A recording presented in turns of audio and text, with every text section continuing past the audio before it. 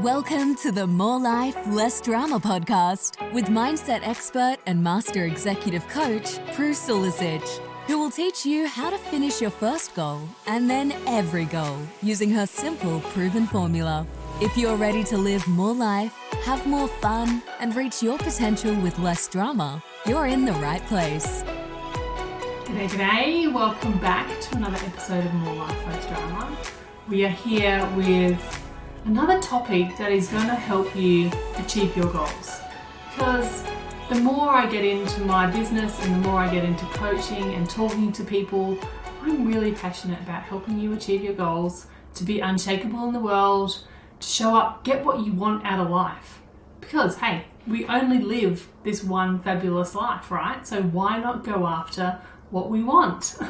I was talking to somebody today and they are in their late 50s and they were like, you know what, I've got to a place where I'm a bit complacent and actually I still want to achieve some goals. So no matter where you are in life, what you're up to, whether you're 20 or 40 or 60 or beyond, you always have a right to go after your goals. So this is what I'm sharing with you today that I'm hoping will help. And the topic we're talking about today is the art of the bounce back. Now, it might not make any sense to you right now, but by the end of this episode, you'll understand it fully. So the idea is you failed at something. That was my last topic. We talked about failing fast and with intention, or not allowing your emotions to rule your decision making. And this part is about when you did fail from that reaction of having a negative emotion and you're in the pit. Remember that pit that we talked about last week? Oh, actually, I think we called it The Dip from Seth Godin, the Dip, which is the book that he wrote. So you're in the dip and you're feeling all the feelings and you've quit. You've quit on yourself, you've quit on your goal, you've just thrown your hands up in the air and you're like, okay, that's it, I'm done. It's too hard. So something's happened in your life that has put you on this standstill of your goals. You know the feeling, right? Do I have to really go into detail here about how you feel? Because I bet you know exactly what it feels like. Maybe it's happened recently. Maybe it happened 20 years ago and you still haven't actually recovered from that. Maybe it's just that curveball that happened in life that you weren't expecting and it just took you out. It took you out of the game altogether. Like a big KO, basically. And so once you've got to that standstill, I know it's not pleasant. I know it's not a lovely place to be, and I'm not saying that it is. I'm not saying that just change your thinking and everything's going to be fantastic. No, that's complete BS. What I'm saying to you is that it's normal. It happens to the best of people, that the most successful people, they feel all this as well. And it's not just a way to get out of doing something, but I want you to learn how to bounce back from it. So I want you to learn the master of the bounce back. I want you to be the master of the bounce back, where something knocks you down, you get shaken up, and you figure it out quickly so you can still continue progressing towards your goals. So let's think of a few things that could possibly happen. So like I said, it's never predictable or expected, and that's why it's a curveball. And they could be things like sickness. Like sickness can take you out. Say if you're on a health journey and then you get sick, say you get COVID or pneumonia or something, and it really takes you out of the game and you sort of feel like, I've had so many weeks out now, why bother starting again? I've got to start all over again. And so you just don't. You get procrastinating on starting the fitness journey again. Maybe it's a failed launch in your business. Maybe you're like, right, this is it. I'm going to go all in and deliver this beautiful product and nobody buys. Maybe it's something like that. Maybe you get a bad review on Google. If you're a business owner, and I know many of you are, maybe you get a bad review on Google and then it just puts you in that pit of despair and you do not want to do anything. Maybe your best friend and you have had a falling out. and she deletes you off all your socials. So, who knows what's happened? Maybe you've been told off by your parent. Maybe you're a 40-year-old person and you get told off by your parent and it really throws you. Maybe you have a fight with your sister. Who knows what's going on? Maybe you have a disagreement with your mother or your brother. And it just makes you have this really negative emotion and it feels overwhelming when you're there. Like, I know, I've been there numerous times. And so, it could also be things like a misjudgment on your part. Maybe you've said something or judged somebody, and maybe you wrote a post or said something that then you're like, oh, actually, I was wrong. And then you go into that shame cycle and the embarrassment of like, oh man, I shouldn't have said that. That was terrible, and overthinking all the things. And so it stops you from achieving whatever you're trying to achieve. And by the way, it doesn't have to be connected to your goal.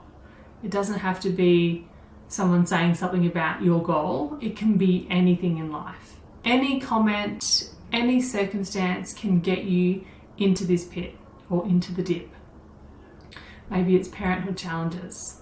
Maybe it's, relationship challenges. Who knows?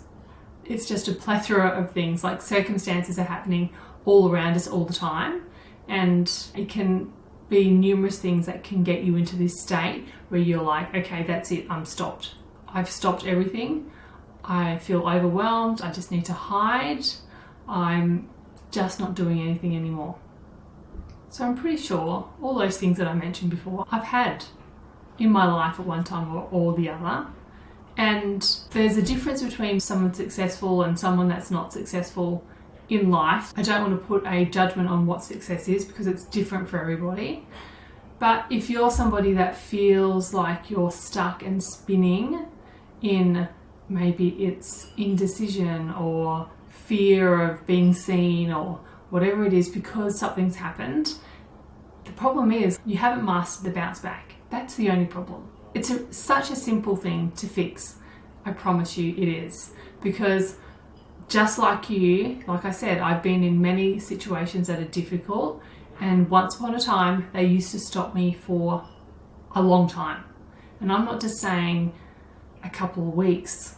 I have been stuck in ruts for years from something that happened that has kept me spinning and in my own head about it, and it has stopped me from showing up for my own goals for years.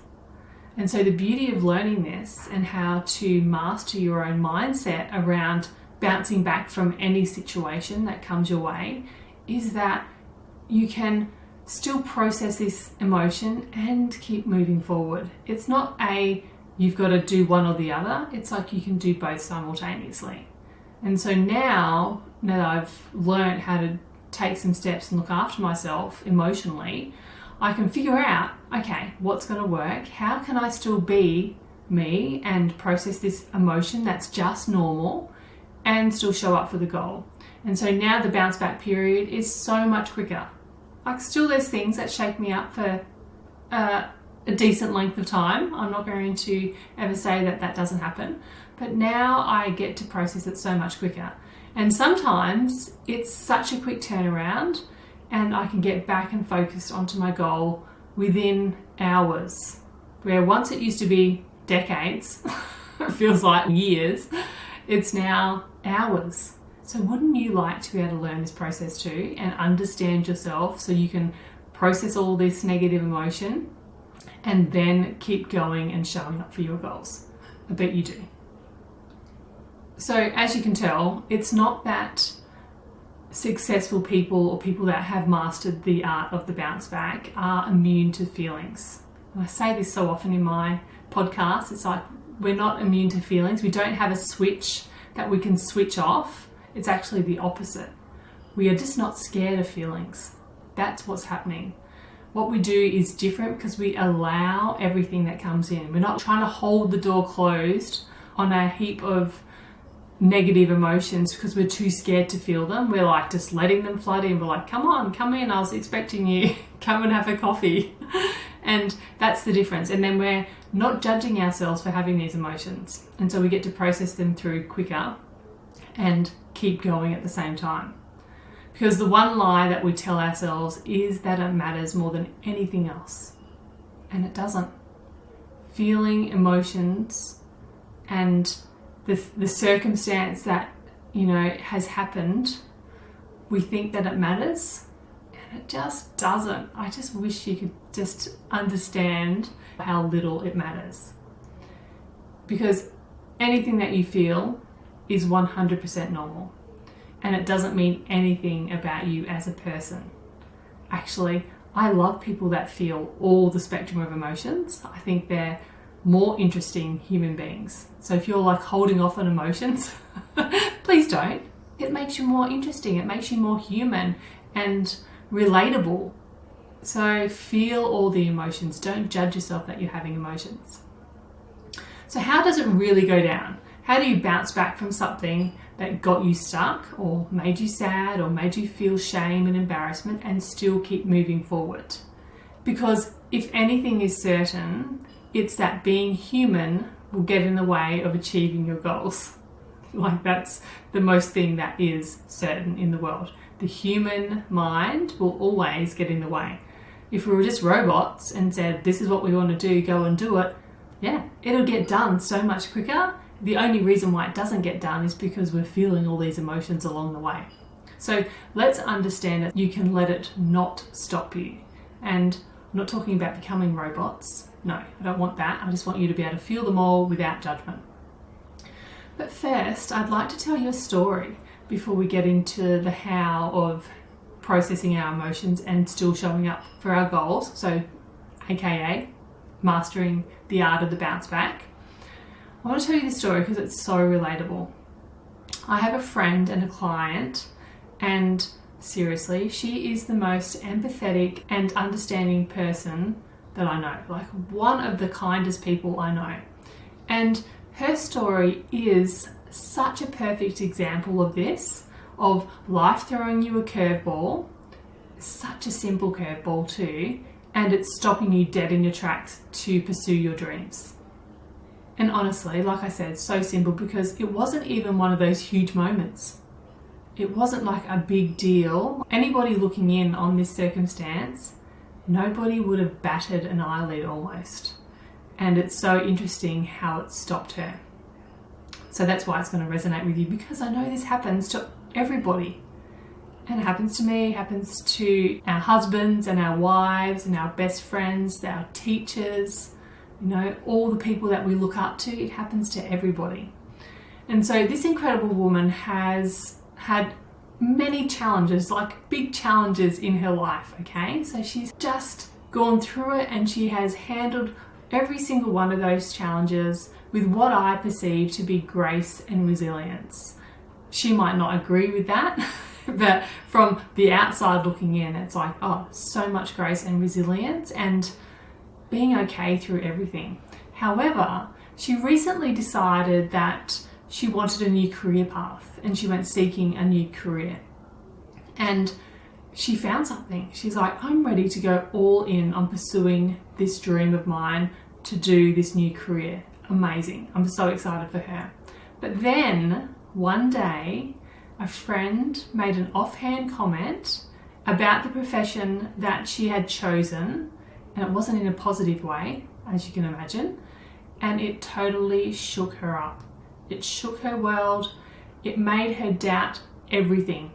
One small offhand comment, amongst some friends, and she just shut down about pursuing her dream. It was so fascinating to see this happen.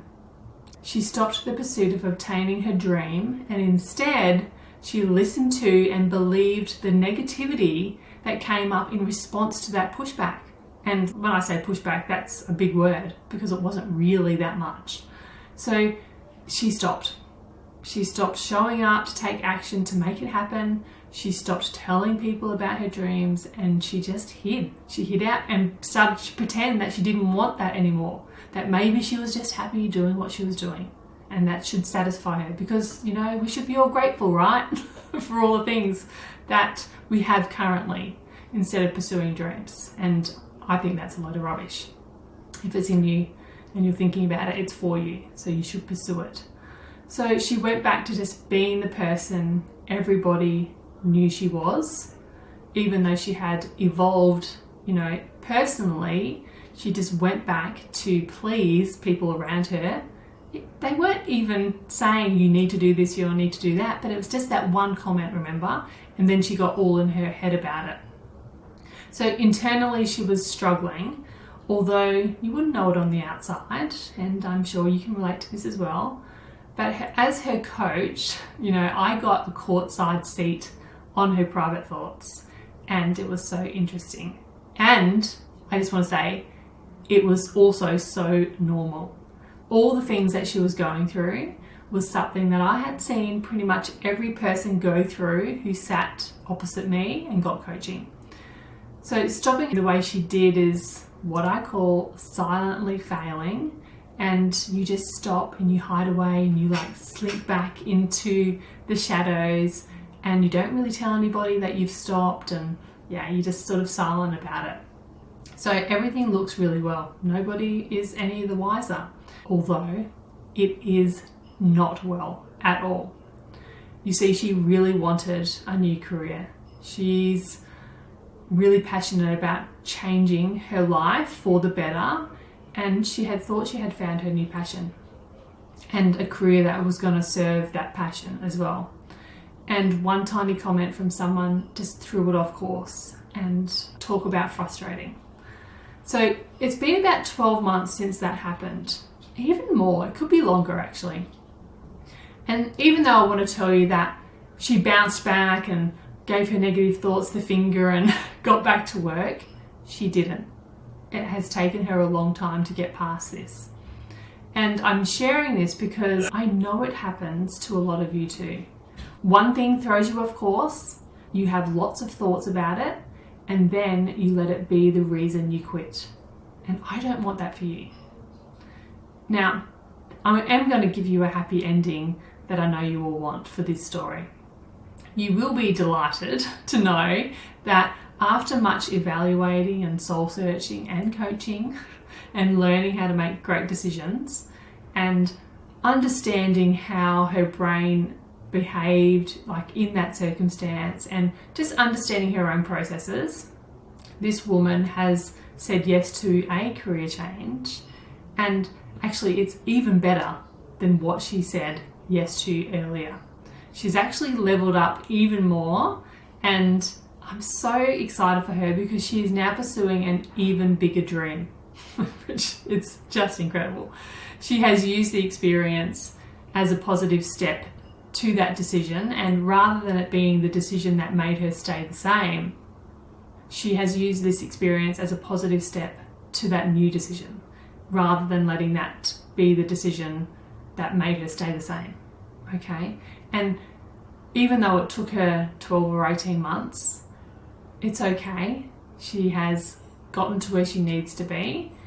And it's actually a really bloody great story. You know what? I feel really proud of my friend and her ability to level up, because not everybody does. And what she did was take responsibility 100% for her actions of basically they were inactions, and allowing her mind to go into overdrive, and those little thoughts that I talk about that grew legs and just ran around crazy and created chaos inside her internal world. But she took responsibility and she is taking charge of her life.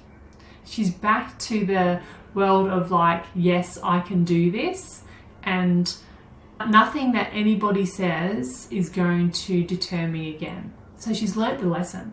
And things are still going to throw her off course, but she's going to get better at this the more she practices it. That's what mastering the bounce back looks like. But I know that this is not always the case. I know you might be dealing with a comment or an interaction with somebody that makes you doubt yourself and your own dreams.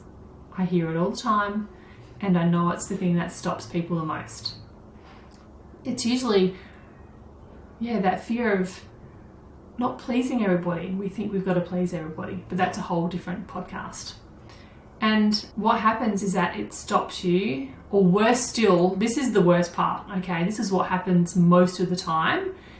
We downgrade our dreams to fit somebody else's insecurity. Have you done that? It's like, oh, I really want to be up here, but such and such said this, and so I'm going to drop down my dream because somebody else is insecure and I'm going to just stay at their level. This is not what I want you to do. Like, bugger that. So I want you to know that if you're dreaming of it, like I said earlier, it is meant for you. And I want you to know that there is a way to get through it all. As much as that earlier story turned out well, I'm not sure it would have turned out the way it has if she was doing it on her own. Possibly, yes, people can work through all sorts of things on her own. She sought out support. And therefore, what was 12 or 18 months was 18 months and not 5 years or 10 years to bounce back from that comment. And so as a coach, I just see the benefits of coaching so much in circumstances like this. And just as a side note, some things do take longer to work through. As a coach, I've decided I'm not actually working with people for less than 6 months anymore because things take time to process. What got you in the state that you were in, maybe in the stuck state or in the belief system, if it took you 30, 40 years to really cement in that belief system, 6 weeks is never going to cut it. You need a longer period of time because you can simultaneously work through it and still show up in action to achieve the dreams that you want. It's not one thing or the other, like I said earlier, it can be both.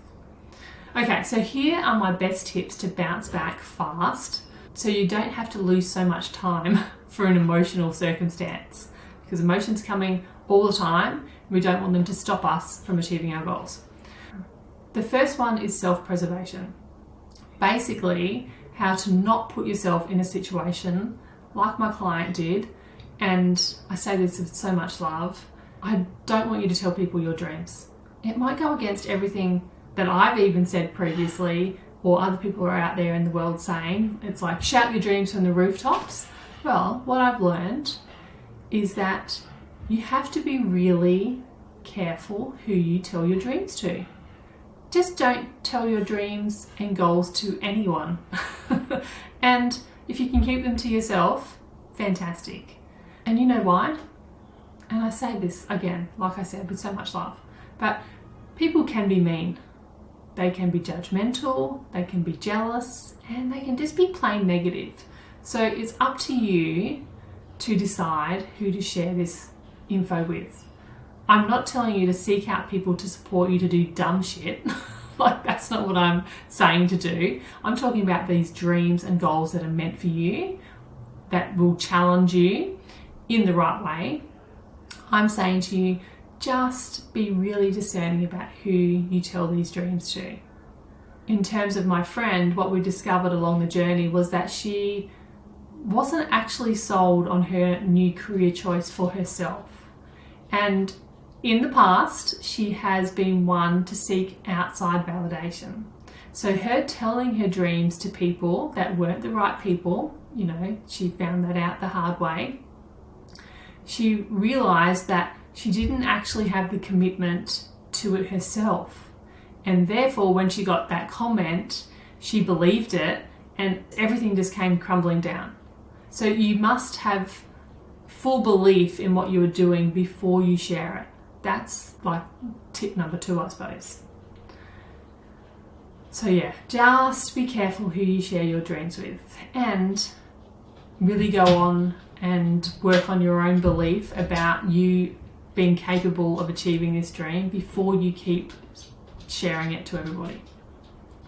The next thing is work on your internal dialogue.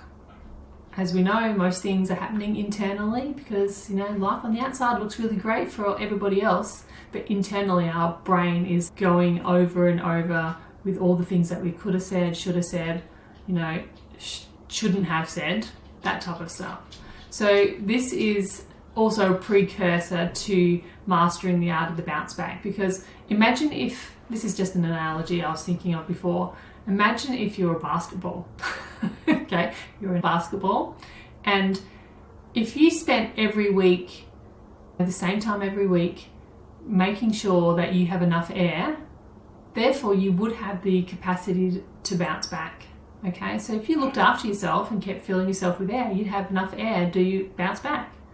But if you didn't spend any time filling up your own air, then when you get thrown and the curveball happens, you are going to land with a flat thud instead of bouncing back. Can you just picture that? I can. When I was thinking this and writing this down, I'm like, yeah, I can see that. It's like that bounce, you know, that's really great energy.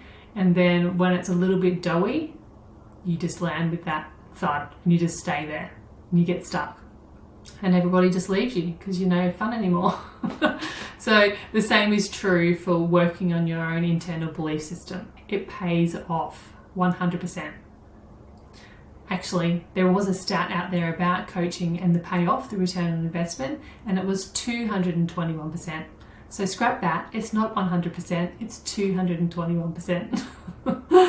So now the following tips are for when you are in it, like when you're in the dip, the worst thing has happened and now you're left feeling like you've got to hide, you've got to stop taking action, you don't have the capacity anymore and you're just not showing up, okay? So the first thing is don't ignore it. Actually, I want you to do the opposite. I want you to give it a lot of time. I want you to do the opposite of what you would normally do, and this might mean you ask questions. Maybe to them, the person or the circumstance, within the circumstance, you ask questions. If you normally would be silent, speak up. Maybe you want to do a deep dive into what is happening in your body, and it's like get really curious about, okay, where does this sit right now? What is going on? What am I thinking? How am I feeling? And what's it stopping me from doing? It might also look like sitting down with pen and paper and just getting it all out of your brain. This is my favorite thing to do. Anytime something happens, I am with my pen and paper writing down everything, just getting it all out. And it's a big mess and it's fantastic. It might also look like you're crying. It's okay to cry. It might be screaming. I don't want you to yell at anybody, but it might be screaming in your pillow just to shift some energy. I've gone through so many things, and what actually has helped me a lot is just speaking to my closest person, which is my husband. I don't speak to him to get solutions. I just speak to him for an ear. It's like the verbal way of just venting. And I know people do this all the time. Again, it's really important who you choose, though, to do this with, because it will help you process it through. But if you choose the wrong person, they will fuel the fire.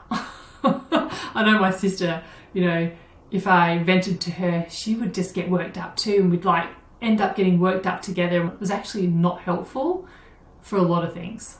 But having somebody that can just listen and just not take it on and just be there for you is perfect. And this is my favorite tip of all. It's to ask yourself really powerful questions. I don't want you to ask questions that just lead you to shame and, you know, spiraling out of control. Things like, why does this always happen to me? You know, boo-hoo, you get the little violin out. We don't want those questions. They are not powerful questions. Another question that is the worst is, what's wrong with me? Again, that is not a powerful question. It's not supporting you to move through it, and it's making it all about you. Instead, ask, what can I do now, even though this has happened? Or, what is happening in my body? A really great question to really tap into your emotional body and where it's sitting. We're emotional beings. It's a really big part of being human, and it's really important to know where this emotion sits. Another question could be, why is this emotion coming up now? Because maybe it happened earlier and then you got thinking about it and it's coming up now opposed to in the moment. And you know what I'm actually going to do, thinking about this right now, is that I'm going to put together a list of powerful questions for you to ask yourself in times like this. I know I've had that in the past and it's been really helpful. So I'm going to create some sort of document where you can just download it and ask yourself these questions. Just have it on hand somewhere. You'll find the link in the show notes once I create it. And the last tip I'm going to give you about mastering the art of the bounce back is this: be patient with yourself. I can't emphasize how important this is. Being patient, you see, looks like not thinking you should be over it in a day or there is something wrong with you. Being patient looks like you're willing to show up even though you are not at your best. This is what patience looks like. If you've got a health goal, for example, and you have had an emotional blow, being patient is doing 5 minutes worth of walking opposed to the F45 class that you had planned for that day, and being okay with that. That's what being patient looks like. Practice being patient and just see how your world changes. Okay, and I actually have one more thing for you.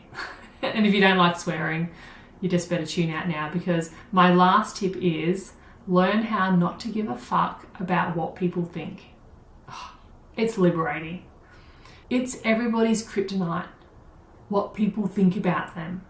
And seriously, we need to abolish it just from our being, because it doesn't matter. It does not matter.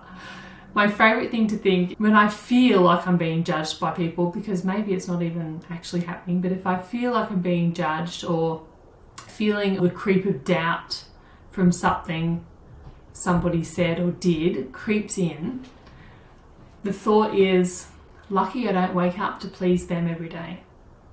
And I wake up to please myself. That helps me so much. It was a quote from my sister who said that to her daughter when she was dealing with bullies and difficult people at school. And I seriously swear by it. It's a great one. So when someone's saying something that you should be doing, it's like, oh, well, lucky I don't wake up to please you every day. It's a good one. Try it. Okay, so give it a go. Learn to give less fucks about things that don't actually matter. I challenge you. I challenge you to give less fucks about things. Give it a go. Okay, so I hope that was helpful and helps you bounce back faster, because goals are achieved when we master the art of the bounce back. And this is what this podcast was all about. And you know what? If you're really keen to learn how to finish your goals and start processing through this, when you set a goal, what happens is everything shows up. All the emotions start coming up and things start to become problems in your own mind. What I'm recommending that you do is start with my free 3-part mini course. It's called Build Unshakable Proof, and it will help you build the proof that you need on a daily basis to become the person who finishes all their goals. It's a great starting point. It literally takes you about 25 minutes to get through. People are having a blast with it, and it's actually really helping people. So get on it. The links are in my show notes, and you can sign up straight away and you can have it forever. Okay, my friends, have a lovely day. Master the art of the bounce back, and I look forward to hearing all your stories about how you're doing that. Okay, talk to you next week. Bye. Thanks for listening to More Life, Less Drama. If you're ready to finish your goals, Prue invites you to join her inside the Finishers Club, where you will learn how to finish your first intentional goal, the hardest part, then complete every goal you set your mind to using her simple formula. Visit head-coach.com.au to get started today.